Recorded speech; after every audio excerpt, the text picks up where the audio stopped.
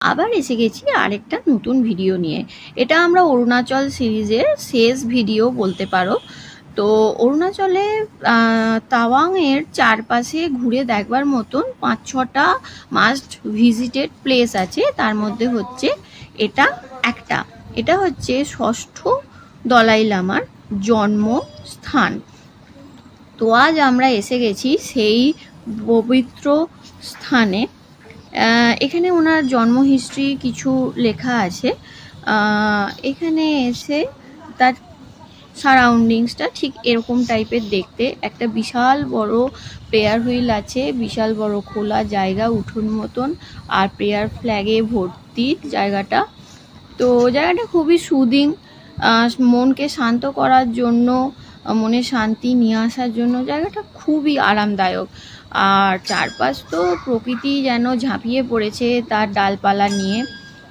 সুন্দর সুন্দর ফুল, প্রেয়ার হুইলের ঘন্টা, এসব নিয়ে জায়গাটা সত্যি পবিত্র বলে মনে হচ্ছে।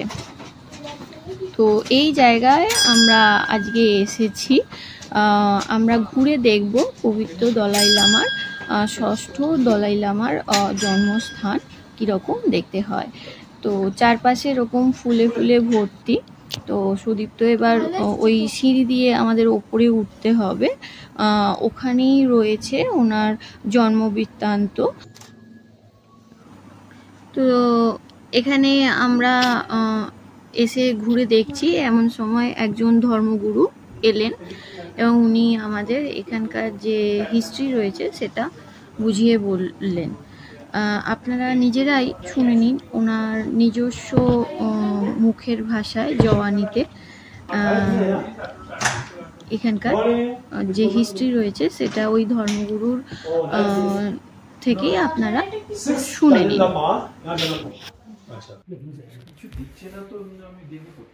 और ये है भोटिंग दलाई लामा तिब्बत से बाकी आया है ये दिस तिब्बत से फास्ट ना देख बाकी आया ना देख ये में ये 1952 में first Dalai Lama, second Dalai Lama, third Mongolia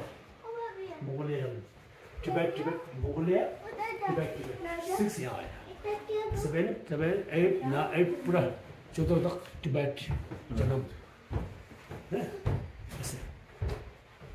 600 years ago Mongol administer बाहर में एक पेड़ लगा है ना, ये पेड़ लगा है ना, वो लगा चंदन ट्री ओके चंदन ट्री हम लोग चंदन ऐसे लगा था ना है लोग। ये लाल वाला है। अच्छा इसका पत्ता उठा के पक के पीगा, हाथ अच्छा है खांसी তো এখানে উনি যেটা দেখালেন সেটা হচ্ছে 1 থেকে বর্তমানে 14তম যে দলাই লামা রয়েছেন তাদের প্রত্যেকের ছবি এখানে রয়েছে।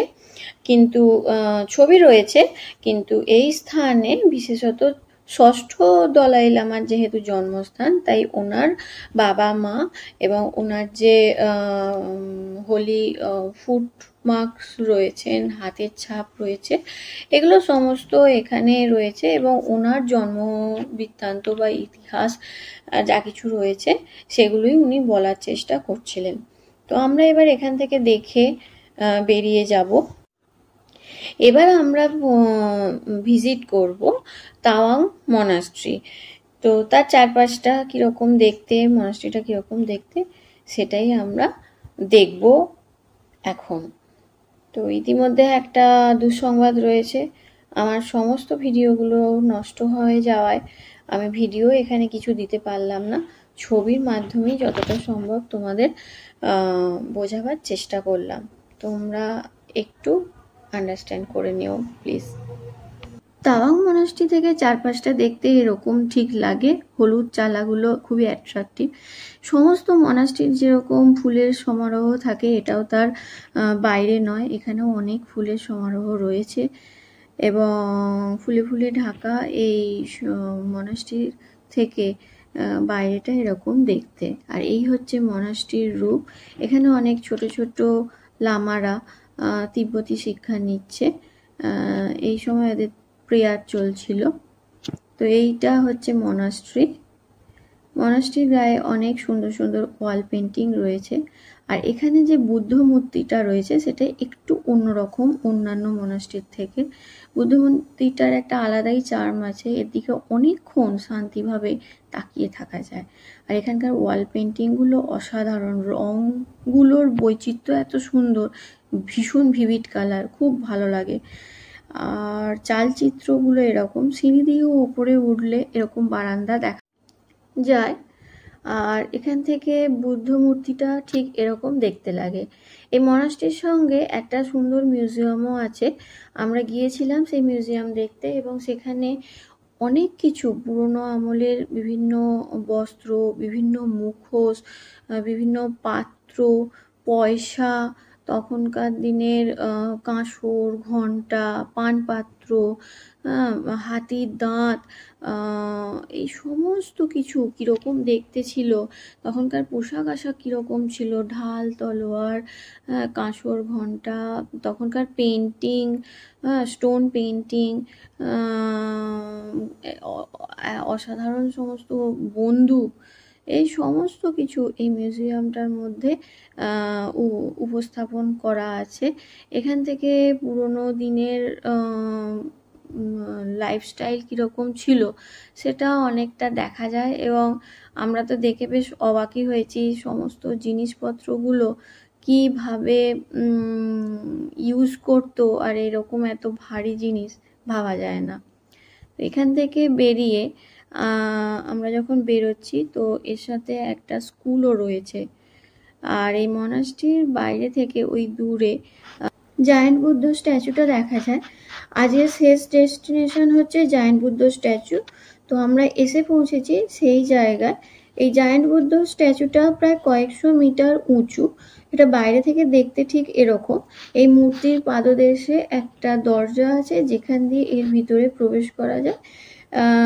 এর ভিতরে এরকম যেরকম হয় বিভিন্ন বুদ্ধর জন্ম কাহিনী সেগুলো দেওয়ালে চিত্রায়িত আছে।